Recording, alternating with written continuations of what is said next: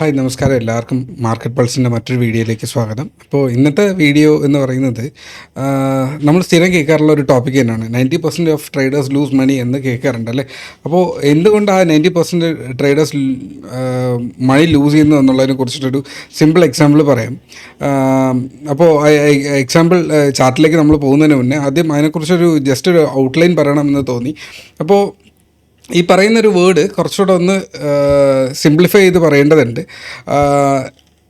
ഒരു ഇൻവെസ്റ്ററോ ഇല്ലെങ്കിൽ ഒരു സ്വിംഗ് ട്രേഡറോ ഈ ഒരു 90%-ൻ്റെ ഉള്ളിൽ വരണം എന്ന് നിർബന്ധമില്ല. അവിടെ ഏറ്റവും കൂടുതൽ അതിനെ ജസ്റ്റിഫൈ ചെയ്യുക എന്നുള്ളൊരു വേർഡ് എന്ന് പറയുന്നത് 90% of option buyers lose money എന്നുള്ളത് വളരെ ഇമ്പോർട്ടൻ്റ് ആയിരിക്കുമെന്ന് എനിക്ക് തോന്നി. അപ്പോൾ ആ ഒരു ട്രേഡേഴ്സ് എന്ന് പറയുമ്പോൾ അവിടെ ഏറ്റവും കൂടുതൽ ഫ്യൂച്ചേഴ്സ് ആൻഡ് ഓപ്ഷൻസിനകത്ത് ട്രേഡ് ചെയ്യുന്ന ആൾക്കാർക്കാണ് ആ ഒരു നെഗറ്റീവ് ഒരു സിറ്റുവേഷൻ ക്രിയേറ്റ് ചെയ്യാറുണ്ട്. അതിന് ഒരുപാട് റീസൺസ് ഉണ്ട്. ടൈം ടു എക്സ്പയർ, മാർക്കറ്റിൻ്റെ ആദ്യത്തെ വോളറ്റൈലിറ്റി സെഷൻ, അതുപോലെ കുറേ ഡേറ്റസ് ഉണ്ട്. ഓപ്ഷൻസിനെ കുറിച്ച് പറയുമ്പോൾ കുറേ അധികം സംസാരിക്കേണ്ടതുണ്ട്. ഞാൻ അതിൻ്റെ ചെറിയ കുറച്ച് കാര്യങ്ങളിലേക്ക് പോവുകയാണ്. അപ്പോൾ ഒരു വിന്നിങ് പ്രോബബിലിറ്റിയാണ് അവിടെ ഏറ്റവും കൂടുതൽ നമ്മൾ ചിന്തിക്കുക. ആ വിന്നിങ് പ്രോബബിലിറ്റി എത്ര സമയത്തിനകത്ത് എത്ര പെട്ടെന്ന് നമ്മൾ വിന്ന് ചെയ്യുന്നു എന്നുള്ളതിനനുസരിച്ചിരിക്കും നമ്മുടെ ആ ഒരു ഇൻസ്ട്രുമെൻറ്റ് നമുക്ക് ഗെയിൻ തരാനുള്ള പ്രോബബിലിറ്റി എന്ന് പറയുന്നത്. അപ്പോൾ ഇൻ സിമ്പിൾ വേർഡ്സ്, നമ്മളൊരു ഇൻസ്ട്രുമെൻറ്റിന് ഉള്ളിൽ എൻ്റർ ചെയ്ത് കഴിഞ്ഞാൽ വിത്തിൻ മൊമെൻറ്റ്സ് നമുക്ക് ആ ഒരു മൊമെൻറ്റം അതിനുള്ളിൽ ആ ഒരു പ്രീമിയത്തിൻ്റെ മുകളിൽ മൊമെൻറ്റം കിട്ടിയില്ല എന്നുണ്ടെങ്കിൽ നമുക്കത് ലോസസ് ഉണ്ടാക്കാനുള്ള സാധ്യതയുണ്ട്. അതിന് ഒരുപാട് കണ്ടീഷൻസ് ഉണ്ട്.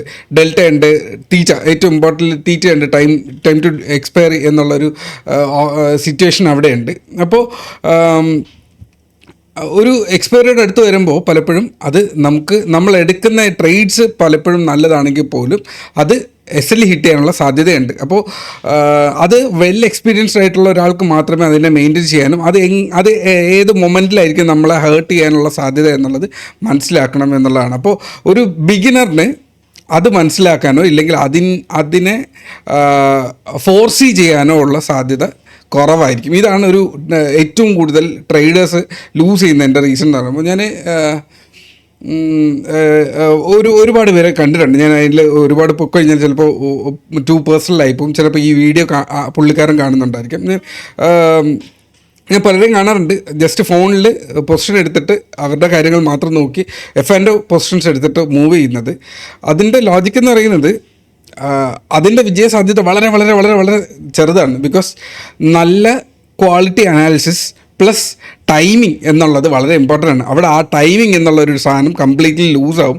നമ്മളൊരു പൊസിഷൻ എടുത്ത് വെച്ചിട്ട് വെറുതെ ജസ്റ്റ് റാൻഡമായിട്ട് നമ്മൾ പൊക്കോണ്ടിരുന്നു കഴിഞ്ഞാൽ എന്ന് പറഞ്ഞു കഴിഞ്ഞാൽ, സോ നമ്മൾ എവിടെയെങ്കിലും കൃത്യമായിട്ടൊരു അനാലിസിസ് ചെയ്യുന്ന അത്യാവശ്യം നല്ല ഡേറ്റാസ് ഉള്ള ഒരു സമയത്ത് മാത്രം വിൻ ചെയ്യാൻ പ്രോബബിലിറ്റി ഉള്ള അത്യാവശ്യം നല്ല എക്സ്പീരിയൻസ് ഉള്ള അത്രത്തോളം നല്ല നോളജ് ഉള്ള ഒരു വ്യക്തിക്ക് മാത്രമേ ഓപ്ഷൻസിനുള്ളിൽ വിജയിക്കാനുള്ള സാധ്യതയുള്ളൂ.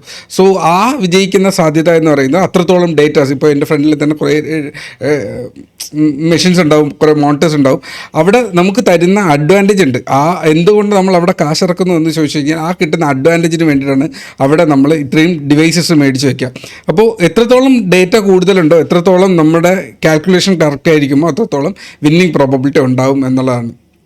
അപ്പോൾ ഇതിലെ ഏറ്റവും മെയിനായിട്ടുള്ള 1-2 കാര്യങ്ങൾ എന്ന് പറയുന്നത്, ഒന്ന് വെൽ എക്സ്പീരിയൻസ്ഡ് ആയിരിക്കുക, വെൽ നോളജ്ഡ് ആയിരിക്കുക, പിന്നെ അത്യാവശ്യം കുറേ ടേംസ് ഉണ്ട്. ആ ടേംസ് കൃത്യമായിട്ട് എന്താണ് എന്നുള്ളത് മനസ്സിലാക്കുക, എപ്പോൾ അത് എന്നെ അഫക്റ്റ് ചെയ്യാൻ പോകുന്നു എന്ന് മനസ്സിലാക്കുക. സോ ഇതാണ് നമ്മുടെ മാർക്കറ്റിൽ ഏറ്റവും പ്രശ്നം ഉണ്ടാക്കുന്നൊരു സംഭവം. നമ്മുടെ ഓപ്ഷൻ ബയേഴ്സ് ഏറ്റവും കൂടുതൽ ലൂസ് ചെയ്യുന്ന സമയം എന്ന് പറഞ്ഞാൽ എക്സ്പയറി ഡേയോട് അടുത്തുള്ള ദിവസങ്ങളാണ്. അപ്പോൾ അതിനെക്കുറിച്ചിട്ടാണ് ഞാൻ സംസാരിക്കാൻ വന്നത്. അത്യാവശ്യം കുറച്ച് ഡേറ്റാസ് ഞാൻ അവിടെ പറഞ്ഞു തന്നു എന്ന് വിശ്വസിക്കുന്നു. ഇതൊരു കംപ്ലീറ്റ് ഡേറ്റ അല്ല, അത്യാവശ്യം വലിയൊരു ഏരിയയാണ് ഓപ്ഷൻസ് എന്ന് പറയുന്നത്. അതിൽ തന്നെ ഏറ്റവും ടഫസ്റ്റ് ആയിട്ടുള്ള സംഭവമാണ് ഓപ്ഷൻ ബൈയിങ് എന്ന് പറയുന്നത്. ക്വിക്കായിട്ട് നമ്മുടെ പ്രീമിയം പെട്ടെന്ന്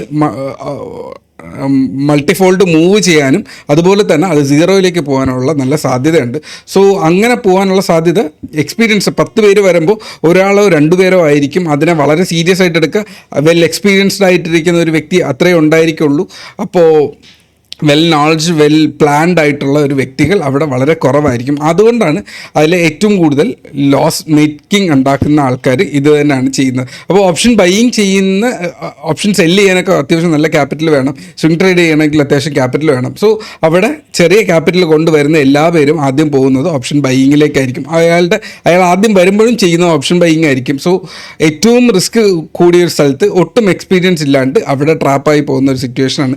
അങ്ങനെയാണ് അതിനൊരു ആ ഒരു പെർസെൻറ്റേജ് വരും. അപ്പോൾ ഇതിനെ ജസ്റ്റിഫൈ ചെയ്യുന്നതെന്ന് പറഞ്ഞാൽ ഇതിൻ്റെ ടൈപ്സ് ഓഫ് ട്രേഡേഴ്സിനെ അല്ലെങ്കിൽ type of investors, swing trading, position trading ചെയ്യുന്ന ആൾക്കാർ ഇല്ലെങ്കിൽ ഇൻട്രാഡേ ചെയ്യുന്ന ആൾക്കാർ നോക്കിയാൽ ഇൻട്രാഡേ ട്രേഡ് ചെയ്യുന്നതിനേക്കാളും കൂടുതൽ അതായത് സ്റ്റോക്കിൻ്റെ മേലിൽ ഇൻട്രാഡേ ചെയ്യുന്നതിനേക്കാളും കൂടുതൽ ഓപ്ഷൻ ബൈ ചെയ്യുന്ന ആൾക്കാരാണ് ഇതിനകത്ത് ഏറ്റവും കൂടുതൽ ഈ പറയുന്ന പെർസെൻറ്റേജ് ജസ്റ്റിഫൈ ചെയ്യുന്നത് അവർ തന്നെ ആയിരിക്കും എന്നുള്ളതാണ്.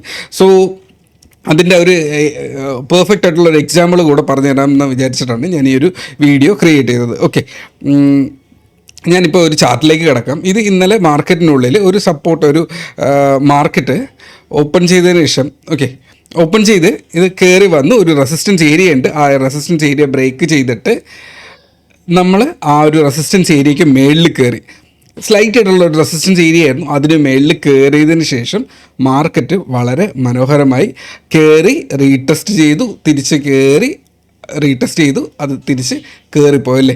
ഇവിടെ കാണാൻ വളരെ നല്ലതാണ്. നമ്മുടെ അനാലിസിസ് കറക്റ്റ് തന്നെ ആയിരുന്നു. അത് ഈ ഒരു ഈ ക്യാൻഡലിന് ബ്രേക്ക് ചെയ്ത് കഴിഞ്ഞാൽ നമുക്ക് അവിടെ ഒരു എൻട്രി ഉണ്ടായിരുന്നു. അതിൻ്റെ ഫസ്റ്റ് ടാർഗറ്റ് 600, 660 ആണ് അതിൻ്റെ സെക്കൻഡ് ടാർഗറ്റ് എന്ന് പറയുന്നത്. ഓൾമോസ്റ്റ് 651, 653 സംതിങ് വന്നിട്ടുണ്ടെന്ന് തോന്നുന്നു.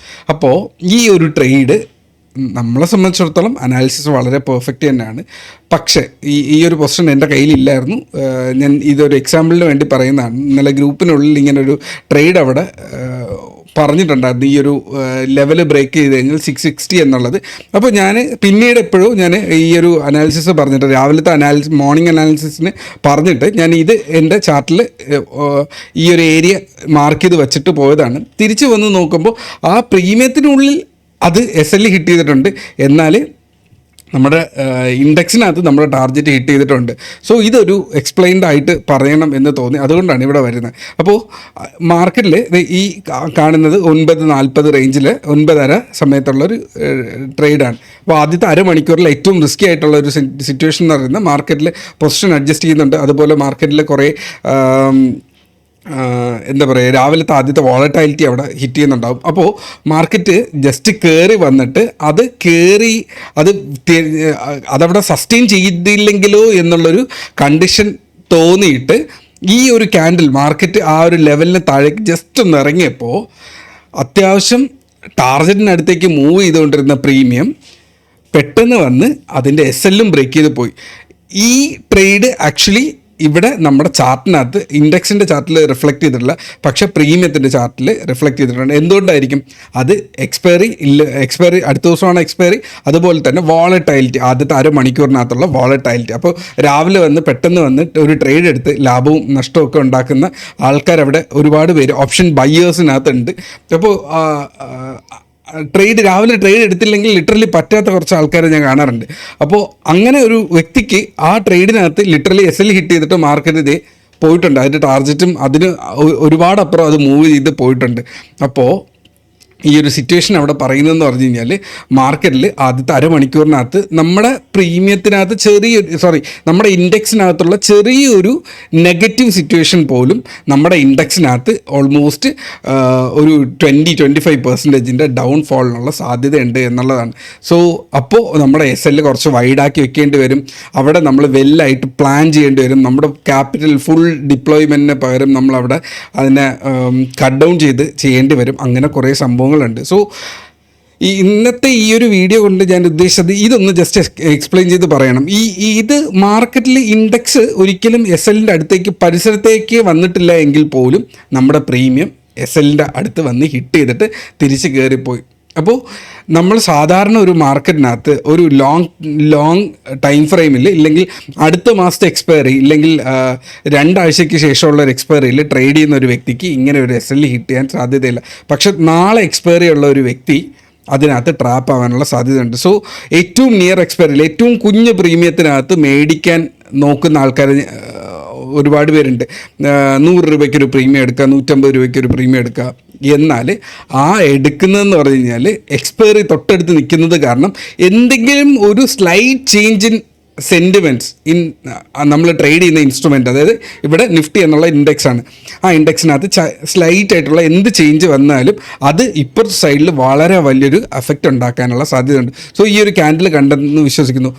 പെട്ടെന്ന് ഒരു 140യിൽ നിന്ന് ഒരു പ്രീമിയം നേരെ 110ലേക്ക് ഹിറ്റ് ചെയ്ത് 110ൽ നിന്ന് തിരിച്ച് വീണ്ടും 140ലേക്ക് പോയി. അവിടെ പ്രീമിയത്തിനകത്ത് ഇവിടെ വലിയ കാര്യമായിട്ടുള്ള SL അടുത്തോട്ടൊന്നും പോയിട്ടേ ഇല്ല, പക്ഷേ പ്രീമിയം ഓൾമോസ്റ്റ് 20% മേളിൽ അത് കൊറോഡ് ചെയ്ത് പോയി എന്നുള്ളതാണ്. ഭാഗ്യത്തിന് അത് റിക്കവർ ചെയ്തു മാർക്കറ്റ്. അടുത്ത ക്യാൻഡിൽ എങ്ങാനും ചെറുതായിട്ടൊന്ന് നെഗറ്റീവിലേക്ക് പോയിരുന്നെങ്കിൽ 140 രൂപീസിൽ നിന്ന ഒരു പ്രീമിയം ഓൾമോസ്റ്റ് അതൊരു 80 രൂപീസിലേക്ക് പോകും. 140യിൽ നിന്ന് 80 എന്ന് പറയുമ്പോൾ ഓൾമോസ്റ്റ് അത് 35-40% ഡൗൺ ആവാനുള്ള സാധ്യതയുണ്ട്. സോ ഇതിനെ ഹാൻഡിൽ ചെയ്യുന്ന പറയുന്നത് പാടുള്ളൊരു പരിപാടിയാണ്. അതുകൊണ്ടാണ് ആ ട്രേഡർ ലൂസ് ചെയ്യാനുള്ള സാധ്യത കൂടുതൽ എന്ന് പറഞ്ഞത്. സോ ഈ ഒരു കാര്യം പറഞ്ഞു തന്നത് മനസ്സിലായെന്ന് വിശ്വസിക്കുന്നു.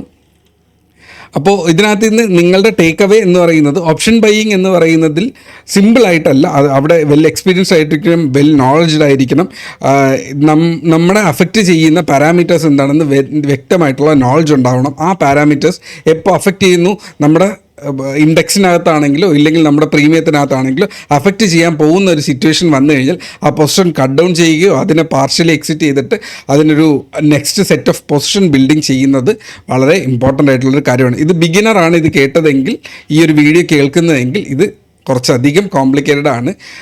അത്യാവശ്യം എക്സ്പീരിയൻസ് ആയിട്ടുള്ളൊരു ട്രേഡറിനാണെങ്കിൽ അയാൾ ലോസിൽ ഇങ്ങനെ ഒരു പൊസിഷൻ വരുമ്പോൾ എന്ത് ചെയ്യണം എന്നുള്ളതിൻ്റെ ഒരു അണ്ടർസ്റ്റാൻഡിങ് തന്നു എന്ന് വിശ്വസിക്കുന്നു.